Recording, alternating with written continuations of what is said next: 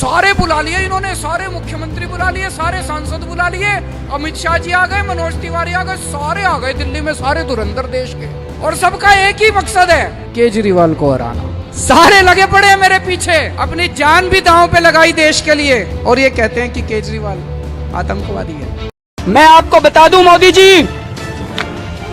आपने दूसरों को तो डरा दिया सीबीआई से, केजरीवाल नहीं डरने वाला। आपको पता नहीं है मैं किस मिट्टी का बनाऊं।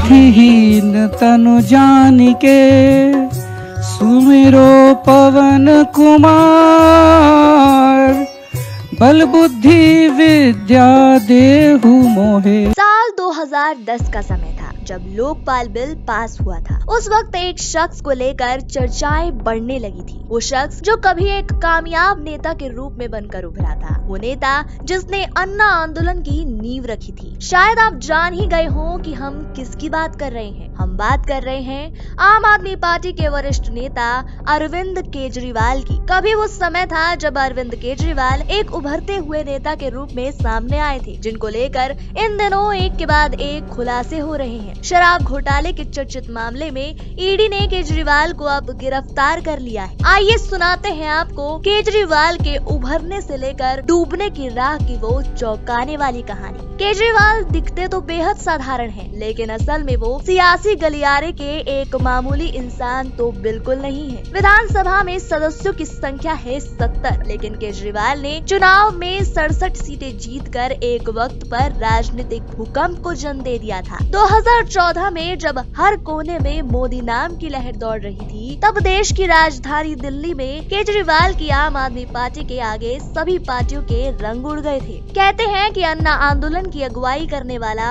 और कोई नहीं, केवल एक ही शख्स था, जिसका नाम था अरविंद केजरीवाल। एक राजनेता से पहले केजरीवाल को सिर्फ एक IRS के अधिकारी, एक एक्टिविस्ट और एक आंदोलनकारी के रूप में ही जाना जाता था। वो पल केजरीवाल की जिंदगी के ऐसे पल थे जिनके सहारे केजरीवाल राजनीतिक चर्चा में आए और राजनीति के ही होकर रह गए, और एक दिन दिल्ली के मुख्यमंत्री के रूप में एक बड़ी राजनीतिक सफलता उन्होंने हासिल की। तब से दिल्ली में वो करीब 7 से 8 सालों से मुख्यमंत्री की कुर्सी पर बने हुए हैं। लेकिन अब तो ऐसा लगता है कि उनका ये राजनीतिक सफर एक चक्रव्यूह में घिरता हुआ नजर आ रहा है। आम आदमी पार्टी के चेहरे केजरीवाल को गिरफ्तार कर लिया गया है। वजह एक ही, दिल्ली का शराब घोटाला। ये बड़े ही ताज्जुब की बात है कि आज से 10 साल पहले जो नेता भ्रष्टाचार दूर करने के लिए राजनीति में आया था, अब उसे ही भ्रष्टाचार के आरोप में गिरफ्तार कर लिया गया है। पिछले साल ही आम आदमी पार्टी को इस शराब घोटाले के चलते भारी नुकसान हुआ था। इस पार्टी के बड़े नेता मनीष सिसोदिया और संजय सिंह को जेल हो गई थी, और 2024 में खुद केजरीवाल को भी इस केस में गिरफ्तार कर लिया गया है। 2013 की वो जानदार और उभरती हुई पार्टी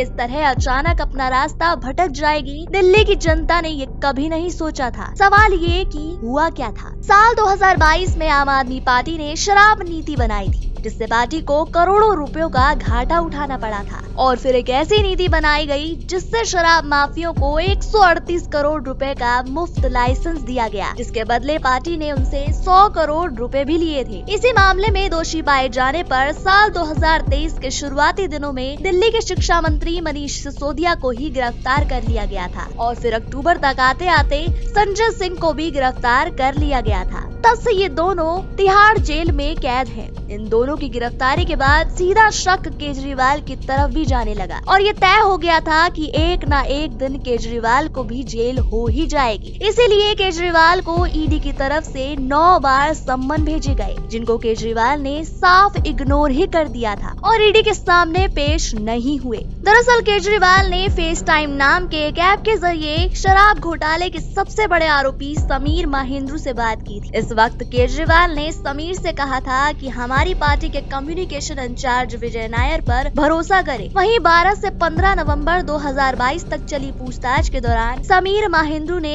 अधिकारियों को बताया था कि विजय नायर ने अरविंद केजरीवाल के साथ उसकी मीटिंग फिक्स की थी, लेकिन ये मीटिंग नहीं हो पाई। इसके बाद विजय ने उसे फेस टाइम पर वीडियो कॉल के जरिए बातचीत करने को कहा था। इसीलिए ईडी की ओर से केजरीवाल पर आरोप लगाए गए हैं कि इसी कॉल में अरविंद केजरीवाल केजरीवाल ने समीर से कहा था कि विजय नायर उनका अपना आदमी है, वो उन पर भरोसा कर सकते हैं। वहीं विजय नायर, जिसे अब ईडी मिडिल मैन बता रही। इसी के साथ केजरीवाल ने घोटाले में शामिल और भी लोगों से मुलाकात की थी और उन्हें नई शराब नीति के तहत दिल्ली में बिजनेस करने का ऑफर भी दिया था। कानून कहता है कि अगर ईडी की तरफ से 3 बार सम्मन भेजा जाता है और तब भी वो शख्स पेश नहीं होता तो उसके खिलाफ नॉन बेलेबल वारंट इशू कर दिया जाता है। लेकिन केजरीवाल के केस में ईडी ने ऐसा कुछ भी नहीं किया और 2024 की होली से पहले ही केजरीवाल को ईडी ने अपनी हिरासत में लेकर उन्हें 7 दिन की रिमांड पर लिया। खैर, फिलहाल आम आदमी पार्टी इस मामले में एक बार फिर उलझती हुई नजर आ रही है और ईडी की तरफ से केजरीवाल को लेकर पूछताछ जारी है। ये देखकर वाकई में अफसोस होता है कि एक नेता जो कभी जनता की ढाल बनकर खड़ा होता था, उनकी समस्याओं का समाधान करने के लिए और भ्रष्टाचार को मिटाने के लिए आया था,